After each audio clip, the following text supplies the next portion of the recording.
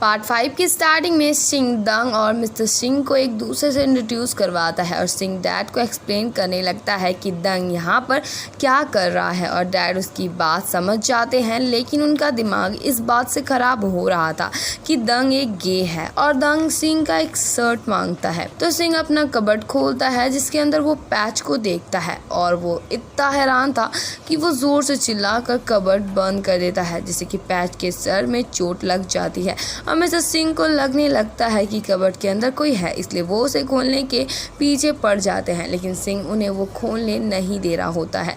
But at the end dad cupboard खोल ही देते हैं, लेकिन उन्हें उसके अंदर कोई नहीं मिलता और इस बात से मिस्टर सिंह काफ़ी अपसेट हो जाते हैं और वो काफ़ी टेंशन में आ गए थे डंग को यहाँ पर देखकर। और सिंह डंग को एक शर्ट देकर मिस्टर सिंह को रूम से बाहर लेकर जाता है, जहाँ डैड अभी भी डंग की वजह से काफ़ी टेंस थे और वो तो कुछ अलग ही सोच रहे थे कि शायद सिंह और वो यहाँ कुछ और ही कर रहे थे। और वो सिंह को बताते हैं उन्होंने तान के शादी में भी देखा था कि दंग उसके साथ फ्लर्ट कर रहा था और तभी वहाँ दंग आता है जो कि डैड को ग्रीट करके वहाँ से चला जाता है और फिर मिसेस सिंह भी परेशान होकर वहाँ से चले जाते हैं और डैड के जाते ही सिंह पैच के पास आता है जो कि कबर्ड के अंदर सिंह के कपड़ों के अंदर छिपी हुई थी और सिंह उसे वहाँ से निकालता है, जहाँ चोट लगने की वजह से पैच के सर में दर्द हो रहा था, जिसे सिंह देखने लगता है और फिर उससे माफ़ी मांगता है। और जब पैच को पता चलता है दंग नंगा ही घूम रहा था इस रूम में और उसे मिस्टर सिंह ने भी देख लिया था, तो वो इस बात से काफ़ी ज़्यादा हंसती है और सिंह अपने डैड की एक्टिंग करके दिखाने लगता है कि वो कितना हैरान थे दंग को ऐसे देखकर। और ये सब जानकर पैच और ज़्यादा हंसती है और फिर ये दोनों इवेंट में जाने लगते हैं, लेकिन सिंह पैच को आगे के रास्ते से जाने से मना करता है बिकॉज वहाँ उसके डैड होंगे। बट पैच उसे ये बोलने लग जाती है कि तुम अपने डैड को बोल देना कि तुम्हें लड़कियां नहीं बल्कि लड़के पसंद है और इससे वो मेरा पीछा छोड़ देंगे, लेकिन ये करने से सिंह साफ मना कर देता है और फिर वो उसे पीछे के रास्ते से यहाँ से निकालता है। और फिर हम लोग सिंह को इवेंट में देखते हैं जहाँ वो सारे बच्चों को इंटरटेन कर रहा था और हम मिस्टर सिंह को टेंशन में देखते हैं और तभी वहाँ पैच आती है जिसे मिस्टर सिंह दूसरे रास्ते से आते हुए देखते हैं और उनका शक खत्म हो जाता है। बट डैड सिंह को पैच के पास लेकर जाते हैं और पैच के काम की तारीफें करने लगते हैं और फिर उसे सिंह के बारे में बताने लगते हैं, जिससे अगेन पैच को अजीब लगने लगता है। तो डैड बोलते हैं क्यों ना तुम दोनों एक दूसरे को अच्छे से जानो और अगर कभी सिंह ने तुम्हें फ्यूचर में परेशान किया तो तुम आके डायरेक्ट मुझे बताना और सिंह तुम कभी पैच को हर्ट मत करना। और फिर हमारी पैच अपने सर में दवा लगाने के लिए वहाँ से जाने लगती है, बट दंग आकर उसे रोक लेता है और उसे बोलता है तुम डायन, तुम कैसे मुझे वहाँ से अकेला छोड़कर आ सकती हो? मिसेस सिंह ने मेरी बॉडी का हर एक पार्ट देख लिया। पैच बोलती है नहीं, मिसेस सिंह ने तो नहीं देखा है बट उसके डैड ने ज़रूर देख लिया। बट डंग उसे बकवास बंद करने को बोलता है और उसे बोलने लगता है तुम दोस्त नहीं मेरी दुश्मन हो, तुमने कैसे मेरे साथ ऐसा कर दिया और आज तो मैंने ब्रा भी नहीं पहना था। तो पैच बोलती है वैसे भी तुम कभी ब्रा नहीं पहनते। और इधर डैड सिंह को पैच से जाकर बात करने को बोलते हैं और उसे उसका नंबर भी लेने को बोलते हैं और सिंह पैच के पास आता है, जहाँ दंग पैच को उसका नंबर सिंह को देने को बोलता है और ये सब नॉन देखकर खुश हो रही थी। बट पैच अपना नंबर सिंह को देना नहीं चाहती थी, लेकिन दंग सिंह को पैच का नंबर दे देता है। लेकिन मिस्टर सिंह को तो कुछ और ही लग रहा था कि दंग ने सिंह को अपना नंबर दिया है। और अब हम लोग घर का सीन देखते हैं जहां डैड सिर्फ सिंह को ही गौर से देखे जा रहे थे और सिंह के वहाँ से जाते ही डैड बिन और फा को बोलते हैं मुझे लगता है सिंह की गर्लफ्रेंड इसलिए नहीं है बिकॉज उसे लड़कियां पसंद नहीं है और आज मैंने दंग नाम के गे को सिंह के बेडरूम में नेकेड देखा था। और ये सुनकर बिन और फा हैरान हो जाते हैं और ये सब सोच के डैड को काफ़ी ख़राब लग रहा था। बट फा और बिन डैड को समझाने लगते हैं कि वो ओवर थिंकिंग कर रहे हैं और सिंह के अंदर ऐसी कोई भी क्वालिटीज़ नहीं दिखती जिसे लगे कि उसे लड़कियां नहीं बल्कि लड़के पसंद है। बट डैड ये बात मानने से साफ मना कर देते हैं और उन दोनों को बताते हैं इवेंट में उन्होंने सिंह को पैच का नंबर लेने को बोला था, लेकिन उसने दंग का नंबर लिया। और अब डैड प्लान बनाते हैं कि वो पैच को सिंह की गर्लफ्रेंड बनाकर ही रहेंगे, जिससे कि सिंह पूरी तरह से गे नहीं बन पाएगा। और डैड फा को शिफा की मदद लेने को बोलते हैं और बेन और फा को भी ज़बरदस्ती इस प्लान में शामिल कर लेते हैं। और इधर हम लोग सिंह को देखते हैं जो कि दाव के पास आता है और डाव को लगता है वो सातू है, लेकिन फिर वो समझ जाती है कि वो सिंह है, जिससे वो अपसेट हो जाती है। और डाव बोलती है, मुझे नहीं पता सिंह, मेरे और सातू के प्यार को अब क्या हो गया है, पहले के जैसे कुछ भी नहीं रहा। मैं और वो जब कपल थे तब हम लोग दोनों कितने खुश थे, शादी के बाद सब कुछ बर्बाद हो गया है।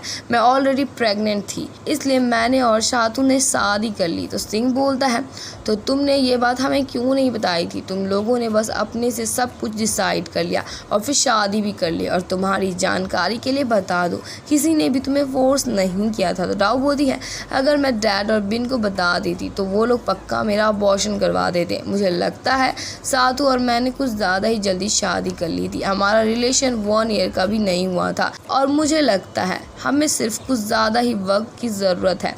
तो सिंह बोलता है, टाइम से कुछ नहीं होता। बहुत से ऐसे रिलेशन हैं जिसमें कि उनका बस 5 महीना रिलेशन का होता है और वो लोग शादी कर लेते हैं, लेकिन उनकी शादी सक्सेस हो जाती है। असली मसला तो ये है कि हम एक इंसान को हमेशा प्यार कर सकते हैं या नहीं। तो डाव बोलती है, मुझे लगता है अगर मैं और सातू ऐसा कर रहे हैं तो एक दिन हम दोनों एक दूसरे से बहुत नफरत करने लगेंगे और मैं ऐसा नहीं कर सकती। और ये सब सुनकर सिंह उसे स्ट्रेस लेने से मना करता है। और इधर हम बुक्कड़ पैच को देखते हैं, जो कि बहुत सारे चिप्स खाते हुए सीरीज देख रही थी।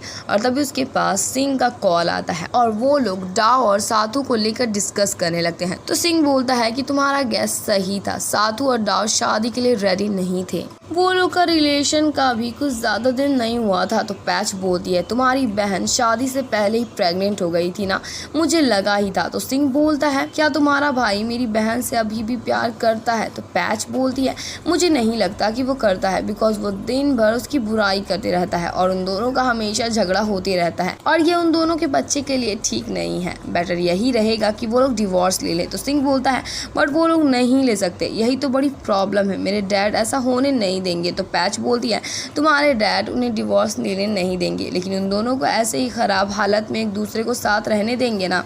और हम लोग मॉर्निंग का सीन देखते हैं जहाँ तिंग अपने एग्जाम के लिए घर से निकलती है और डैड कायू से पूछते हैं उसने जे को डिनर डेट पर इनवाइट नहीं किया है। तो कायू बोलती है, मैं उसे बोर हो चुकी हूँ, रोज मुझे उसका चेहरा देखना पड़ता है। और तभी वहाँ डाव आती है। तो डैड उससे पूछते हैं, सातू का काम खत्म हुआ, वो कब तक घर आएगा? बट डाव को इसके बारे में कुछ पता नहीं था, इसलिए डैड उसे सुनाने लगते हैं कि तुम कैसी वाइफ हो, तुमसे मैं कभी भी सातू के बारे में पूछता हूँ तो तुम्हें कुछ पता नहीं रहता। और इधर फा बिन को अकेले कहीं जाते हुए देखती है तो वो भी उसके पास उसके कार में ही आ जाती है। तो बिन बोलता है, जिस जासूस को तुमने मेरे पीछे लगाया था, क्या वो आज बीमार है, इसलिए तुम मुझे फॉलो करने आ गई? और इधर हम पैच को देखते हैं जो कि पोस्टर के लिए उसकी और सिंह की एक फोटो चूज कर रही थी, जिसमें कि दंग भी उसकी मदद करने लगता है, जो देखकर थॉम थॉन्ग अगेन आकर पैच को ताना मारने लगती है। और तभी शेफा इन लोगों को उसके ऑफिस बुलाती है और ये लोग अंदर जाते हैं, जहाँ शेफा थॉम थॉन्ग का काम पैच को दे देती, जिसमें कि थॉम थॉन्ग इलिगेंस उठाते हुए बोलती है, जिसकी खुद कोई फैमिली नहीं है, शादी नहीं हुई है, वो ये वेडिंग प्लान का काम कैसे करेगी? बट शेफा उसकी कोई बात नहीं सुनती और वो वेडिंग का काम पैच को दे देती है और पैच को बताती है इस वेडिंग प्लान का हिस्सा सिंह भी बनने वाला है, जिससे कि पैच का माथा घूम जाता है और बाहर आकर थॉम थॉन्ग उसे बोलने लगती है, देखते हैं ना तुम कैसे इस प्रोजेक्ट को हैंडल करती हो, मेरी तरह तो कभी नहीं कर पाओगी। बट हमारी पैच उसे ऐसे सुना के निकल जाती है कि थॉम थॉन्ग का मुंह खुला का खुला ही रह जाता है। और इधर बिन और फा एक ज्वेलरी शॉप आते हैं, जहाँ ये लोग तो सबके सामने अगेन वैसा प्रिटेंड कर रहे थे जैसे कि मानो दुनिया में सिर्फ ये ही दोनों एक दूसरे से बहुत ज़्यादा प्यार करते हैं। और अब बिन वहाँ से निकलता है और वो ट्रैफिक में फंसा हुआ था, जहाँ उसके पास एक लड़की आती है एक पैम्पलेट बांटते हुए और बिन उसे देखता ही रह जाता है और उसे देखकर लग रहा था इस बार वो इस लड़की को अपना शिकार बनाएगा। और फिर बिन अपने ऑफिस पहुँचता है, जहाँ वो कार से कुछ निकाल रहा था कि उसे फा को छुपाया गया मोबाइल मिल जाता है और वो उस फोन को अपने पास रख लेता है। और इधर हम पैच को देखते हैं जो कि सिंह के बारे में सोच के स्माइल कर रही थी और वो सिंह की मदद करने के लिए सातू को कॉल करने ही वाली थी कि सातू उसे कॉल कर देता है। गाइज, आप सभी से बोलना चाहती हूँ कि वीडियो अगर अच्छी लग रही है तो वीडियो को लाइक कीजिए, शेयर कीजिए और कमेंट भी कीजिए। और अगर आप मेरे चैनल पे न्यू है तो मेरे चैनल को सब्सक्राइब कर लें और साथ ही साथ बेल आइकन को भी प्रेस कर दें कि जिससे आपको मेरी वीडियोस की नोटिफिकेशन सबसे पहले जाए। और आज वो वापस आने वाला था, इसलिए वो पैच से पूछता है उसे कुछ चाहिए। तो पैच लंबा चौड़ा लिस्ट बता देती है और फिर वो उससे पूछती है क्या उसने डाव से एक बार भी बात की, बट साथू डाव सबके बारे में बात नहीं करना चाहता था, इसलिए वो कॉल कट कर देता है और डंग वहाँ जाने लगता है।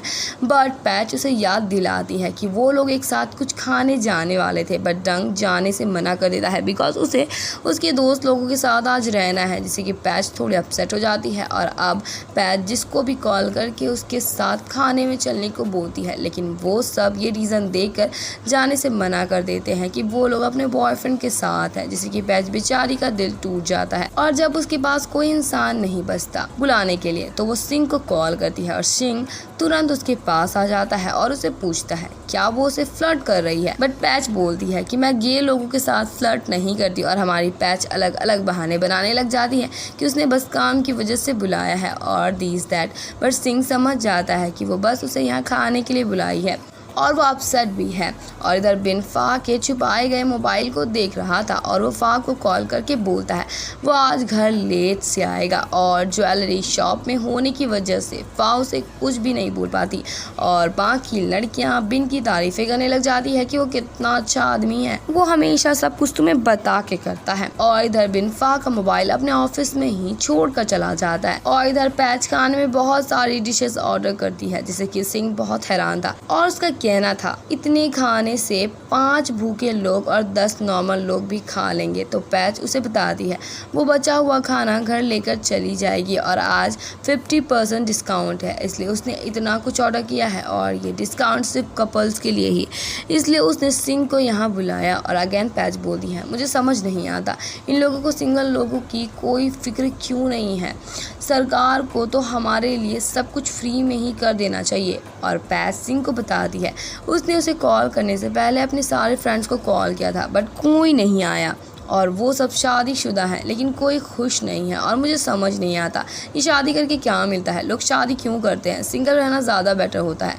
तुम्हें जो करना है करो, किसी की परमिशन की ज़रूरत नहीं होती और हमें वैलेंटाइन डे में भी किसी को गिफ्ट देना नहीं पड़ेगा। और ये सब सिंह भी अग्री करता है और वो दोनों एक दूसरे को इसी खुशी में हग कर लेते हैं। और पैच को रियलाइज़ होता है उसने सिंह को हग करा है तो वो उसे बोलने लग जाती है तुम मेरे साथ फ्लर्ट कर रहे हो। और अब पैच सिंह को प्लान बताती है कि साथू और डाव खुश कैसे रह सकते हैं और वो दोनों सेपरेट हो जाएंगे, लेकिन वो लोग उसके डैड के सामने ऐसा प्रिटेंड करेंगे जैसे वो दोनों अभी एक साथ हैं। बस हो गया। और मुझे पता है मैंने काफ़ी अच्छा प्लान बताया है और ये इसलिए बिकॉज मेरा कोई बॉयफ्रेंड या हस्बैंड नहीं है ना। और वो दोनों अब प्लान करते हैं कि वो लोग साथू और डाव की एक मीटिंग बैठवाएंगे, लेकिन ये बात वो उन दोनों को नहीं बताएंगे और ये इन्हें काफ़ी ढांसू लगता है। और सिंह बोलता है ये सब का मतलब है मैं भी स्मार्ट हूँ बिकॉज मेरी वाइफ नहीं है ना।